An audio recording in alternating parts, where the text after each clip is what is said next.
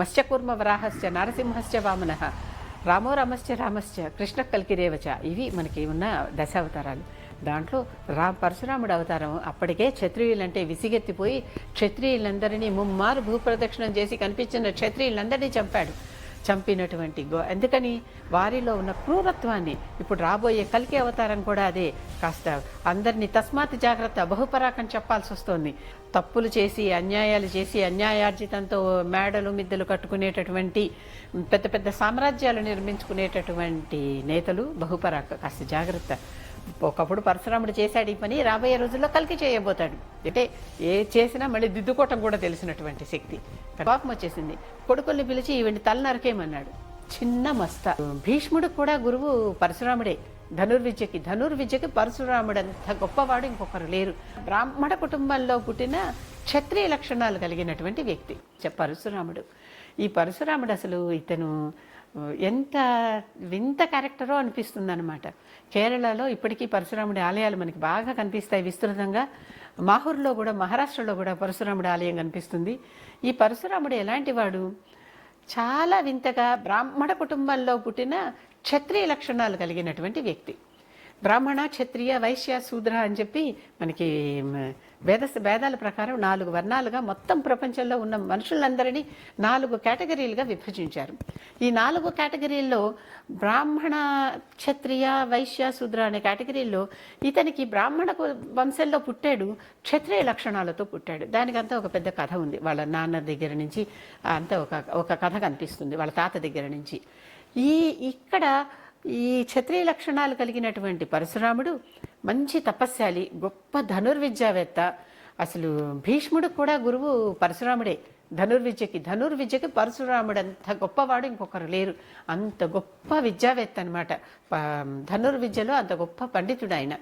అటువంటి వ్యక్తి ఈ పరశురాముడు ఒకసారి ఏదో పని మీద బయటికి వెళ్ళినప్పుడు తల్లి రేణుక గురించి, రేణుక అంటే పూర్తిగా చిన్నమస్తమ్మ శక్తి, పరాశక్తి, ఆదిపరాశక్తి.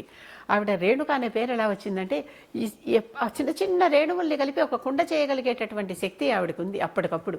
ఆ విధంగా రోజు ఆవిడ ఒక కుండ అప్పటికప్పుడు స్వచ్ఛమైన కుండ తయారు చేసి దాంతో నీరు తెచ్చి ఇంట్లో దైవ కార్యాలు చేసేదట ఆవిడ. ఒకరోజు ఆవిడ కుండ చేయటంలో కొంచెం ఆలస్యమైంది. ఎందుకని? ఎక్కడైతే ఏ తటాకం దగ్గర కుండ చేయటానికి వెళ్ళిందో ఆ తటాకం దగ్గర గంధర్వ దంపతులు విహరిస్తున్నారు. వారిని చూస్తుంటే ఈవిడికి ఆలస్యమైంది. భర్త అప్పుడు ఆవిడని వెంటనే జమదగ్ని శపించాడు. ఏమని? ఇలా పరాయి వాళ్ళది చూస్తూ నువ్వు అసలు కార్యక్రమం మర్చిపోతావా అని చాలా కోపం వచ్చేసింది. కొడుకుల్ని పిలిచి ఈవిడిని తల నరకేమన్నాడు. చిన్న మస్తా నరికేసిన తలగలది, తల నరకేమన్నాడు. కొడుకులందరూ మేము నరకం అన్నారు.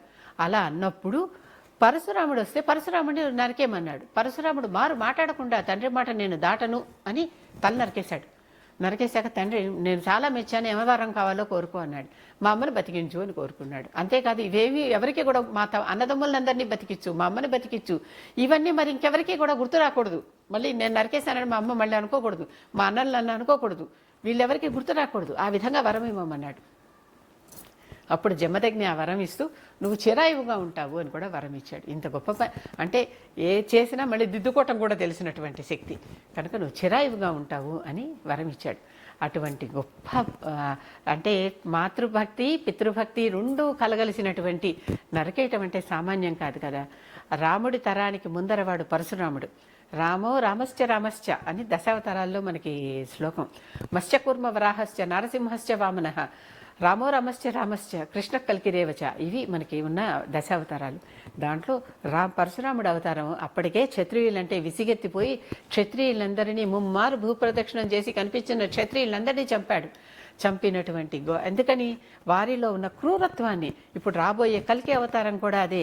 కాస్త అందరినీ తస్మాత్ జాగ్రత్త బహుపరాకం చెప్పాల్సి వస్తుంది. ఎవరైతే తప్పులు చేస్తారో అటువంటి చక్రవర్తులందరినీ, అటువంటి రాజులందరినీ సంహరించేటటువంటి అవతారం కల్కి అవతారం. కనుక తప్పులు చేసి అన్యాయాలు చేసి అన్యాయార్జితంతో మేడలు మిద్దెలు కట్టుకునేటటువంటి పెద్ద పెద్ద సామ్రాజ్యాలు నిర్మించుకునేటటువంటి నేతలు బహుపరాక కాస్త జాగ్రత్త. ఒకప్పుడు పరశురాముడు చేశాడు ఈ పని, రాబోయే రోజుల్లో కల్కి చేయబోతాడు. ఎప్పుడు అనేది మనకి తెలియదు, ఎప్పుడో జరుగుతుంది ఇది అంతా. ఈ విధంగా పరశురాముడు అన్యాయ పనులు చేసేటటువంటి క్షత్రియులందరినీ సంహరించాడు. కనుక వాళ్ళందరూ కార్తవీర్యార్జునుడిని అందుకనే సంహరించాల్సి వచ్చింది. అవందరినీ సంహరించాడు కనుక పరశురాముడు అంత గొప్ప చిరంజీవి అయ్యాడు, గొప్ప శక్తివంతుడయ్యాడు. కేరళలో తిరువనంతపురం దగ్గర కోవలం బీచ్ దగ్గర పరశురామ ఆలయం ఉంది. చాలా అద్భుతమైన ఆలయం. ఒకసారి దర్శించుకుని పరశురాముడికి నమస్కరించుకుని మాహూర్గఢ్లో కూడా రేణుకామాత ఆలయం ఉంటుంది, పైన కింద పరశురాముడి ఆలయం ఉంటుంది. అంటే కొండ మీద దిగి వస్తూ ఉంటే దారిలో కనిపిస్తుంది. అది కూడా చాలా గొప్ప పరశురామాలయం. ఇలాంటి పరశురామ శక్తిని తలుచుకుంటే అన్యాయాన్ని నరికేసేయాలి అనేటటువంటి శక్తి అందరిలోకి ప్రవేశిస్తుంది.